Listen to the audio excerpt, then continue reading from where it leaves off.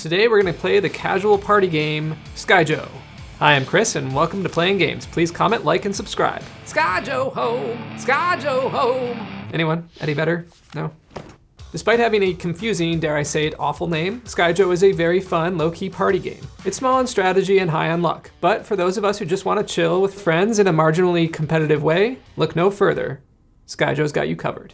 Object. The stated object of the game is to have the lowest score after one player has earned 100 or more points, which also happens to be the same goal as hearts. Now here's the clever twist that makes this game work. Skyjo is competitive solitaire. What do I mean by that? Well, this is a card game that pits players against one another, not themselves, right? Kind of. Sure, the object is to have the lowest score at the end of the game, but you're basically playing patience with some nominal butterfly effects caused by adjacent players. Let me show you just what I mean. Setup. Shuffle the cards and give 12 face down to each player.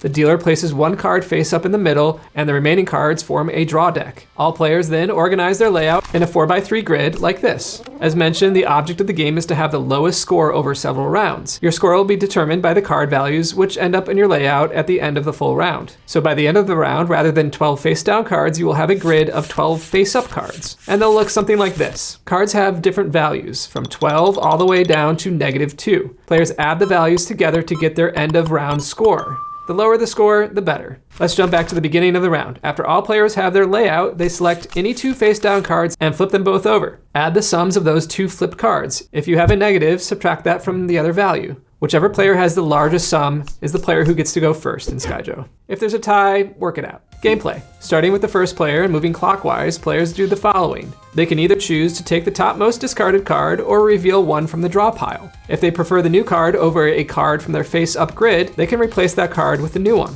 For example, this 6 is one less than a 7, so you could replace the 7 with a 6. Simply discard the 7 and your turn is over. If the new card they took is not a card they want in their layout, they can discard that card. But they must reveal one of their face-down grid cards and keep it in the grid for the time being.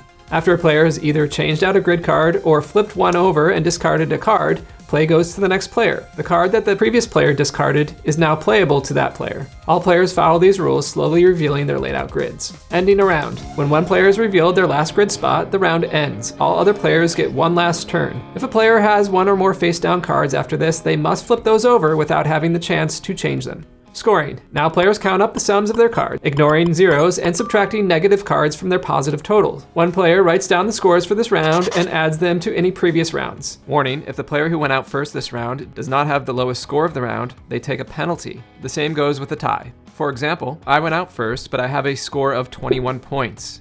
My opponent has a score of 18 points. That means I do not have the lowest score of this round, and I must double all of my positive point cards. If one or more player has 100 or more points, the game is over, and the player with the lowest score is the winner. Bonus move. There's one important bonus move in Skyjo, clearing a column. If a player has 3 cards of the same value showing in one column, they must immediately take those cards out of their layout and ignore their values when scoring at the end of the round, like this. The removed cards go to the top of the discard pile. If I had 3 3s in a column like this is what I would do. This can be a great strategy to turn lemons into lemonade. If I had a bad card like a 12 showing in my grid, and I drew another 12, I might want to start a column of those. The player previous to me would likely prefer to discard higher cards, so it's possible they might discard a 12, giving me the chance to clear the column and score nothing. It can be a risky strategy, and it's best to start planning that early in a round when you have more opportunities to complete it. Final thoughts. Although this is a game of mostly luck, I think it's a very social game. You're not going to get really upset because nobody can really hurt you. It's more just the luck of the game. You'll have one round where you do really well and then one round where you do poorly, and people will congratulate you or they'll be jealous. Doesn't matter. In the end of the game, somebody wins, no biggie. But if you've played it, what do you think? Is this a good game or not? Let me know in the comments. Please subscribe, comment, and like to help this channel grow, or buy some official Playing Game stuff. Why not? You are great. See you next time on Playing Games.